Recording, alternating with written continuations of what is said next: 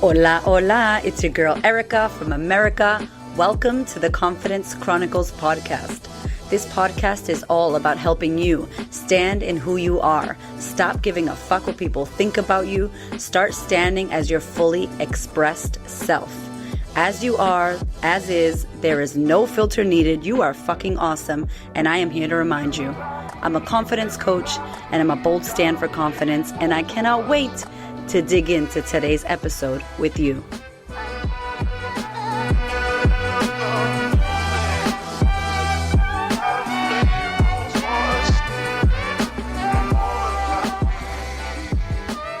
Well, hello, my darling. This episode here is one for the lovers, one for the ones who want to be in love and want to have beautiful relationships, romantic relationships. Why am I doing this podcast right now? Because I've got so many people, so many clients, couples that Hamish and I, my husband and I, have worked with, have been chatting to. My husband coaches men. So if you haven't already checked out his podcast, the Manfulness, like mindfulness, but manfulness podcast. And he's also at Manfulness Men on Instagram. He's an amazing soul and he does beautiful work with men. And I do work with women. So at times we'll come together and we'll do couples coaching. We'll do power couples sessions. And he also coaches with me in the sisterhood. And he coaches with me with business in Scale Squad because we've been able to build our business together. So me and my husband do a lot together. Our communication is on point, like next level on point. We are in love. Our life is great. Our sex life is great. We love each other. We hang out together. I mean, every single day I love him more. It's crazy, sickening, and it is real, and you can have it as well, right? Like you can have beautiful, flourishing relationships if you do the work that you need to do on yourself and then the work that needs to be done within the relationship. So we wanted to talk about this because I've got a few clients who have been sharing with me that they're doing the work. And obviously I work with women, so my clients are women and they are doing the work and they are being Gandhi, as we like to call it. Now, Gandhi is a term that Hamish and I used. And I love, y'all know that if you've been listening to my podcast, I love me some metaphors. I love me like story. So I say Gandhi because Gandhi, who Gandhi is, he was like the Nelson Mandela. Like he was like, be Gandhi. Like he was, be the change you wish to see in the world. He was patient. He fought for so much, but in a loving, kind way. He was always kind. He was always loving. He was very patient, similar to Nelson Mandela, who was in jail for all those years. And when he came out, he was kind. Right? So it is hard to be Gandhi. It is hard to be kind. It is hard to be patient. But if you, my friend, are the one that has started doing the work, has started raising her consciousness, has started up leveling, and has chosen to be the one to do the work, then you, my friend, in the relationship are the Gandhi. Now, something you may not know, or maybe you do know, in my relationship with me and Hamish, I was not the Gandhi. He was. So Hamish waited around for me for quite some time while I got my shit together. I was very negative. I was very upset. I was very hurt. I was very damaged goods. I was an alcoholic. I was crazy. I don't even know how he put up with me. He doesn't remember it being that bad. We will hear from him later and see what he thinks. But I believe that I was hard work and I was in pain. There was a lot of trauma that I was dealing with.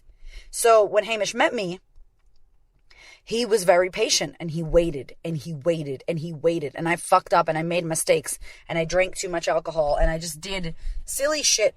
And this man waited and waited and waited and waited and waited and was very patient. And so I was speaking to some of my clients recently in the past couple of weeks and they're getting frustrated with their partners because their partners are good and then they're not good.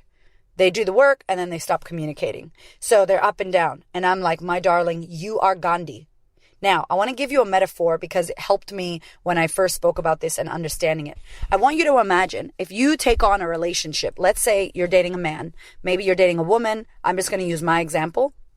So I'm dating a man. So I meet this man and he is not doing the work. He's not conscious. He's not aware of his thoughts and he doesn't know he's playing the victim. He doesn't know that his anger is fucking with him. He's a good man and he's got so much potential and he wants to try and he said he's committed to doing the work. And maybe he's had one session with Hamish, my husband, or a coach, or he's trying. He's on the route to trying, but he hasn't got there yet, but he's on his way.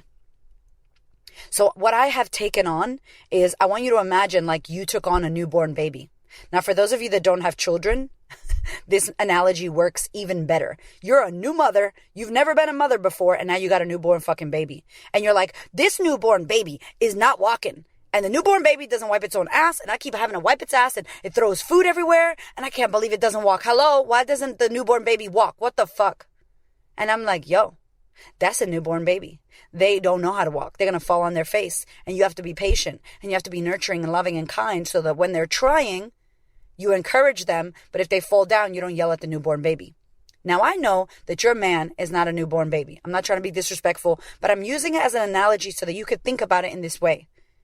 When you take on someone, man or woman, who is brand new to the work and has never done the work, it's as if you are taking on a newborn fucking baby. Now, I joke and say, I was a newborn baby who drank alcohol. And who had like toddler, terrible twos fits. So Hamish had a newborn baby who drank alcohol and was a toddler. Like I was having a fit and I was crazy throwing plates. And he waited and he was patient and he was kind and he was loving. And I shifted. I changed. I did the work. I'm amazing. Like thankfully for Hamish, who was so patient with me. Side note. You don't have to wait for everybody. Not everybody's going to become your Gandhi friend. Not everybody's going to turn out how I turned out. Not everybody wants to do it. I wanted to do the work. I was in a lot of pain and I saw that Hamish knew a way out. So I was trying. I was just hitting my head against the wall and I was using coping mechanisms like alcohol, to try to escape my reality. But I was trying. I was paying my coach. I was booking sessions. I was doing couples coaching with him. I joined programs. I was trying. I was reading the books. I was doing the work. I would just fall down many times, but I was trying. I'm not saying wait for these motherfuckers who aren't trying.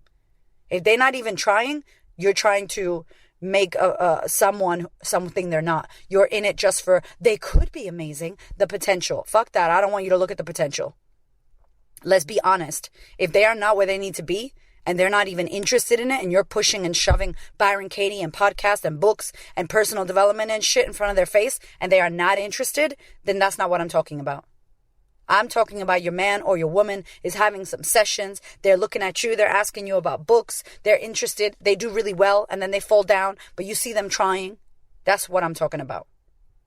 So just consider that if you chose that person, you said, I'm cool to look after this newborn baby. Some people you attract are toddlers. Some are teenagers, meaning they've been in the work, but they're having a little bit of a moment.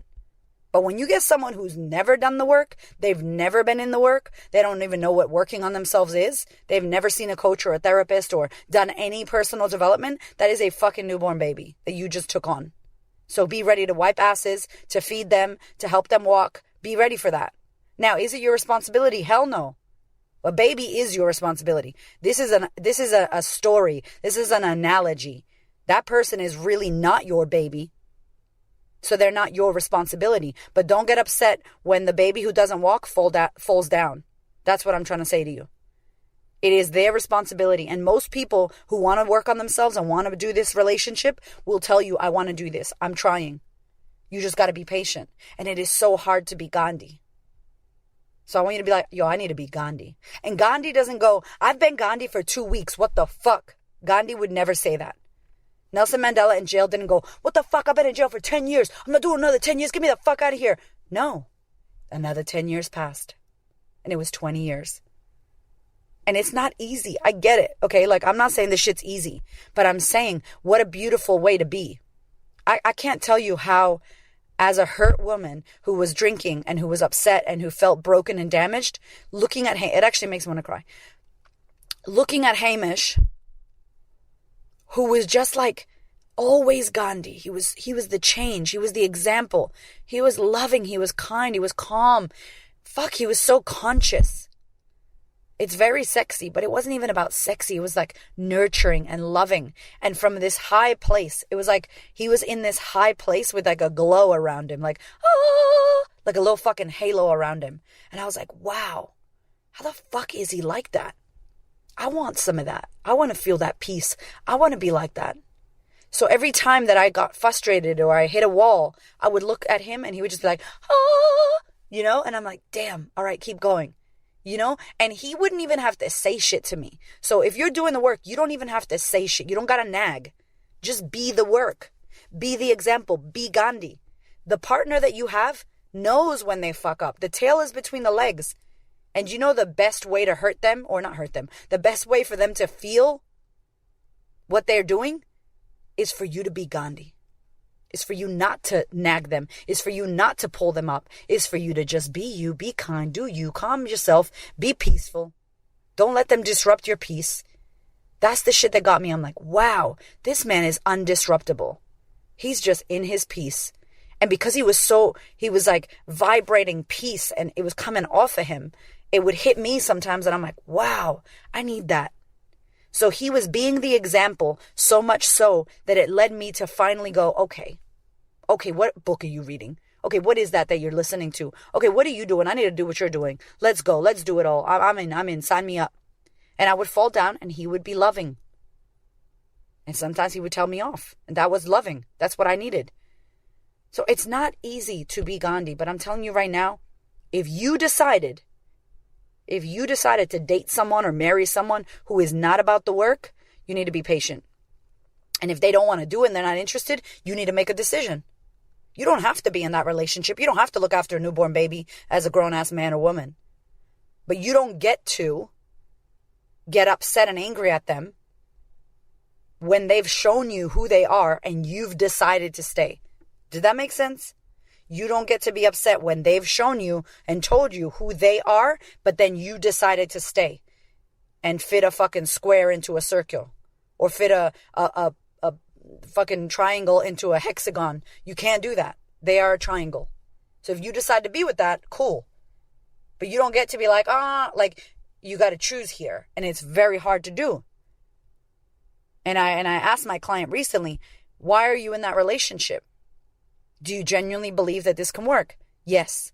Are you in that relationship because of a fear? Meaning, well, if I don't stay with him, there'll be no one else. Well, if I don't get him, there'll be no one like him. I'll never find someone. I'll be alone forever. I'm already 40. I'll be single. If there's any of that underlying in the reason why you're staying, wrong reason. You are staying because of a fear. And you should never do something with a fear. You should never do something because of a fear. Because the thing you fear, you will attract. There's a lot of layers to this. I want to hear what Hamish has to say about this because I know Hamish has a perspective as well. My husband has a perspective of this as well about the Gandhi. But it is very hard. And it is an answer. It is a choice, that we get to make. Once you understand that you're doing the work, I don't care how much work you've done. If you are in your journey to it and the person you're with is not, you are the Gandhi. Congratulations. Hey, this is a little intermission from me to you. I just really quickly wanted to invite you to pretty please head over to thequeenofconfidence.com/podcast. If you are enjoying this podcast, I would love for you to review it. Let me know what you think. I love honest opinions. It helps more women reach this podcast. So pretty please head over to thequeenofconfidence.com/podcast or go to Apple iTunes and leave me a beautiful little review. I would love and appreciate it. All right, sister, let's get back to the episode. So we got Gandhi here, as mentioned and as promised. Hello, Mr. Gandhi. This feels like a trap. I'm trying to drive the car, and now I've been forced into a podcast. Hamish Cramer. So I tell my story in the way that you just heard. What do you have to say about it? Was it that way? Was I a psychopath and a lost cause? Yes. Do you want to drive us into a ditch? Yeah. No, no, you weren't a lost cause. I don't know why you're that harsh on yourself. I think, like a lot of people, you just had stuff and trouble that you had to work through. And I think I was at a stage where I had just done the work, and I think I've talked about this before. Like, there is a degree of spiritual ego, or, when you start to do some personal development on yourself, you become even more judgmental to everybody around you. And I think I was realizing that in me, that if I'm going to be a true advocate of this work, then it can't come with judgment on other people, because the only way for people to grow and change is in that non-judgmental place. Yep. So, yeah, I think that's how I saw it. Plus, I think the whole Gandhi thing takes on a different means for me, because it's not just about being Gandhi in the relationship. It means being Gandhi in life. It means that's who you are, So I'm not doing it because I'm expecting a result from you or wanting you to change or this. I'm doing it because that's who I am. Because I realized some time ago that my mental space and my emotional state was mine to own and mine to maintain. Like my mind was, if my mind is so weak that your behavior and who you are shakes me, well then that's, for me, is a weakness. So being Gandhi means being strong enough to know that I'm not going to let anybody's actions or how anybody else shows up change the way that I am inside. That's kind of the idea of Gandhi, is like choosing your values and never straying away from that. Now, that doesn't mean that if somebody's not right for you that you stay with them. Like you were saying, you were doing the work, and that goes a long way. And, who knows how long, if you weren't doing the work, I would have stayed before I was like, you know what? This bitch crazy. She's not for me. And I think there was a moment where I was like, you had some beliefs in there that I was like, wow, I don't think we're going to see eye to eye on a lot of things. That was religious stuff that we had going on. Yeah, because you were like church stuff, and I was like, man, I don't know if I'm, like, I just came out of that. So yeah, that if you want to know more about that, listen to the podcast, My Journey with Spirituality. And then I think you have one as well about your journey with spirituality. Yeah. We did not see eye to eye, and we really had to communicate, and that maybe in a whole nother podcast. But yeah, that was crazy. Yeah, so I realized, again, on these fundamental levels, that maybe there was going to be a mismatch, and then that would be the reason why the relationship wouldn't evolve, right? Yeah. Because I think that the work that I'd done beforehand is that I became really clear about who I am. I became clear about the person I wanted to be and what I stood for. And I think that's where a lot of people go wrong. They're not sure, so they either get involved in relationships they know they shouldn't be, or they end up changing their values too much. Yeah. Because they don't have any standard, they have no stance in that place, so they just adopt other people's. And we were talking about beliefs that you adopt from people, not without any conscious understanding. So I think when you do enough of the work that you become clear about who you are, a few things happen to you. You become exceptionally compassionate towards everybody else, because you see people, they haven't found that steadiness in themselves. And secondly, you start to know what those things are for you. You begin to color your world through the lens of who you are and who you want to be. And so it's easy to show up as that person, because that's who I had decided I wanted to be, if that makes sense. Yeah. That is very deep, Mr. Hamish Cramer. Thank you very much, it definitely does. So I can hear my listeners out there being like, yeah, but my man's not doing the work. My main man, he's not doing the work, and he's not showing up, and he says it, but he's inconsistent. What can you say to those people out there that have a partner who's saying they want to do it, but they're inconsistent? Is there any advice that you could give, and maybe perspective in a man's eyes? Yes. First of all, you do the work for yourself and nobody else. I don't need Erica to have done the work. It's not part of my agreement. The agreement is with me. So I made a commitment to do the work, and that's the only commitment that has to happen. So whether the partner I'm with chooses to do it or not is irrespective. Now, will I get to a stage where the decisions I make, whether I be with that person or not, will definitely be decided whether they do the work or not. But I don't need you to do the work in order to be okay with me. That's number one. Damn, y'all. Did you hear that? Rewind that. That's some... Good job. DJ Erica. DJ Erica. Go. So that's number one. Number two is everybody learns differently and understands differently. And just because your way got you to where you're at doesn't necessarily mean it will be the way that your partner will get there. Yes. And I think what you want to encourage your partner to do is not to just do the work, but to do their own journey, go on their own journey of self-discovery.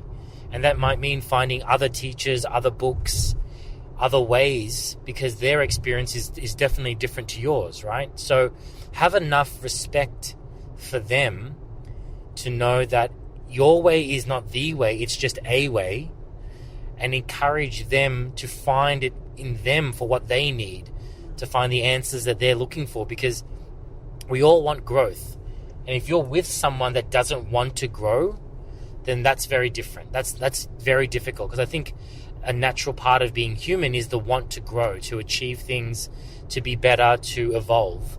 And if you're with someone that flat out denies that, then that's going to be a difficult relationship regardless of them doing the work or not. So I think, exactly, you don't value growth, and that's a big no-no for me. And one of my fundamentals is growth and serving people, and that's two values of mine which me and Erica share. So there's a tick there, right? So doing the work together and encouraging that relationship and being Gandhi, it makes sense. So do the work for you, nobody else. Appreciate that person has their own journey, and your encouragement is to help them find that journey themselves. And then lastly, I think just if it's a man, it's from a man's perspective, just realize that our brains do work differently, right? We think rationally. We also live in a world, we talked about this with another client. There is an archetype about what a man and a woman should be. There's these kind of default settings that society kind of gives us. And all of us on an internal level is trying to compare ourselves to this hallmark of what it is to be a man, or the hallmark of what it is to be a woman. So we're all struggling with that internal battle of how the world sees us. So there's a whole other layer to unravel when it comes to doing the work. And with men specifically, it's like we're meant to be strong, we're meant to be unemotional, we're not meant to show any weakness, we're not meant to cry. So that's already an area which requires its own development, which will be very separate from that of a woman who is in touch with her emotions and in touch with how she feels. So again, that journey of the self-discovery of development looks very differently for different people. And that's just gender. Then take into account religion, take into account culture, take into account our own individual traumas and experiences. So the pathway to enlightenment is not a straight one, right?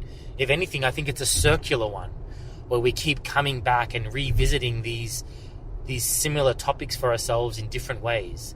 And the only thing you can really provide for someone in that space is just patience and compassion, I think. It ain't Sunday, but you preaching. Okay, Hamish Cramer. Hamish Cramer, that is some good stuff. Cramer. Our 3-year-old wakes up in the morning and goes, "Good morning, Hamish Cramer. Good morning, Erica Cramer." He's hilarious. I love this because it is patience, it is compassion. And so there are some of you listening right now that are like, yeah, I am pushing some shit uphill. I am believing in the potential. This person has not signed up for this. I am forcing, I am shoving. And if that's you, I'm happy that you became aware of that, because what happens is we stay with these people and these relationships where we see the potential on who they could be. And I did a single lady series called Watch Them Red Flags, and it's all about that. I could be someone who cleans the house. Hamish could be a man who buys me flowers every day, but he's not going to do that, and I'm not going to clean the house, right? That's right. So do I have potential to clean the house? Yes. But is Hamish going to be pushing shit uphill? Yes. And it's going to be a hard battle that it's not worth the fight. So that's a little funny example. Maybe in your example, your partner's not interested at all in talking about their feelings or healing trauma or taking responsibility or working or reading or doing any of that. And maybe you identify that you grow apart. What did we say? That was one of the top reasons people divorce is we think it's money, but it's actually a change of values. So maybe you started working on yourself in the sisterhood, let's say, and your partner married a woman who's not working on herself, and all of a sudden you found Queen of Confidence, you're listening to the podcast, you joined the sisterhood, you're doing the work, and you're turned into a totally different person. Your partner didn't sign up for that. He signed up for who you were. And maybe that person and you can't be together.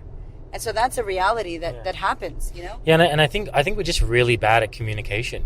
Yeah. I think we're all really bad at communication. We get into these relationships and we never really talk about the important things. I think we're very good at talking about the things that aren't important, the day-to-day things, the to-do list.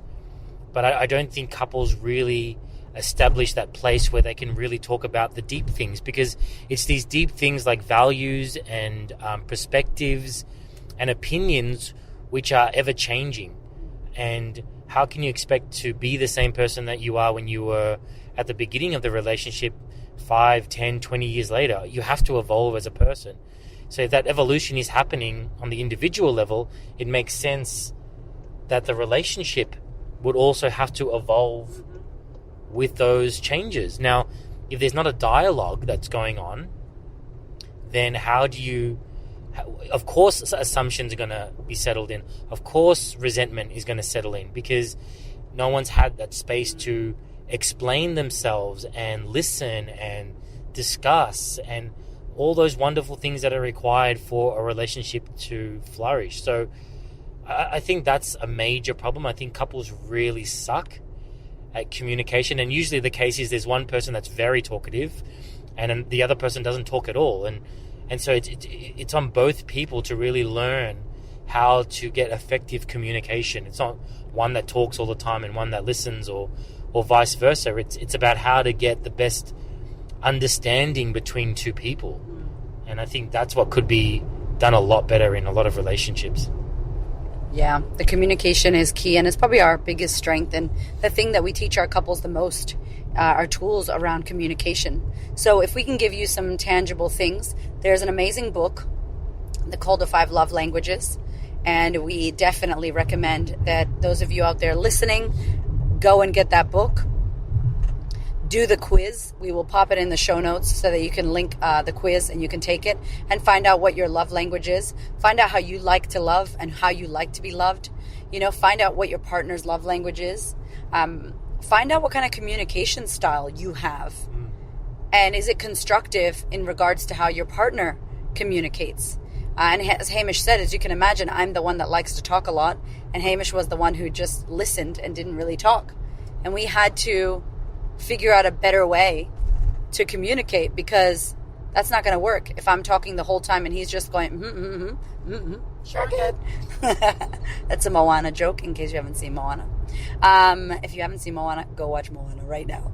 So, you know, it's like yep, like, okay, well, that sucks. Are you going to give me something back? So being able to learn about communication, being able to be patient when your partner is trying to do the work, learning how to be patient with yourself when you're doing the work. And will you make mistakes? Hell's yes. Of course you will. You know, you're going to get it wrong. You're going to say something you don't mean. But what matters here is how you come back together. And communication is the key to that. 1,000,000%. We hope you love this episode. Do you have anything else to say? Yeah, I do. Oh my God, just kidding. It's not finished, see? Let me just communicate. Sorry, my darling husband. You go ahead. That's fine, baby. You talk all the time. Anyway, I just had a book recommendation in regards to anyone that's still struggling with the Gandhi part of this conversation. And that book was Power versus Force by David Hawkins. Oh, really? Shit. Yep, it's a heavy book. It's a fucking heavy book. Okay. Yeah, but it was really the one that made me understand who I wanted to be. Nice.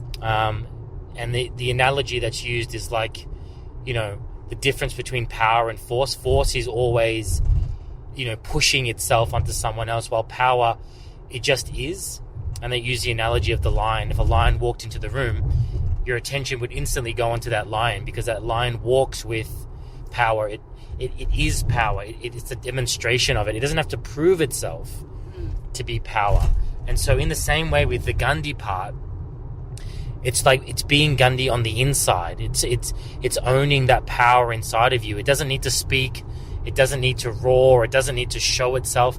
And in fact, the ones that do roar and shout and scream are usually the ones that are not powerful at all. right? They're the ones that are trying to prove that they have power, but actually don't own it themselves. So a very powerful book, very deep book, but it could give you some insight, and it definitely did. It was one of those books that really transformed me, because I realized that true power is not force. True power is the power you own inside yourself, and that stability of knowing who you are. And that force is you being actually out of power and trying to control everything around you, which is actually powerless. So that could be a good book for those that want to read it. That is a very heavy book. Hopefully you could hear what we were saying, because this road is a little bit crazy. It is extremely heavy and deep, that book. For those of you that have been listening to the podcast for a while, I hope you love it. If you're brand new to the podcast, dive into it. I mean, it's a big fucking book. There's a lot of stuff in there as well, a lot of treasures that you could find inside of that book, and things that maybe when you first read it you don't understand, and then as you read it more and more, we revisit that book many times, and it's pretty awesome. So I love that analogy. Thank you, Mr. Cramer. So 5 love languages, power versus force, which is massive and full on. Do we have any last, Gobi Gandhi, any last recommendations or words? People that want to be lovers. Look, I think just reiterating your point, just have compassion. You know, none of us know the true ways on becoming better people. You know, we're all walking through this human experience, you know, figuring things out as we go along. So I think just as best as you can, have compassion for yourself, have compassion for those around you, those that you love. Don't throw yourself into guilt and shame and try and avoid judgment on others, because you know what? We're all doing the best we can with what we have. I think that's probably the premise of what we're trying to say. Yes. One last book, actually. Men, Women, and Worthiness. Brene Brown. Snap, snap, snap, snap. Men, Women, and Worthiness. Good old Brene Brown. I think it's only on Audible, that book. Speaking of Audible, my audiobook is coming out. Oh my God. If you have Audible, it's already out. If you don't have Audible, it's going to be on my website very soon, so stay tuned for that. Hamish Cramer, always a pleasure to have you on the show. Babe, the pleasure is mine, and you used me to get all my content out and put it on your podcast. Yes, that is exactly what happened here.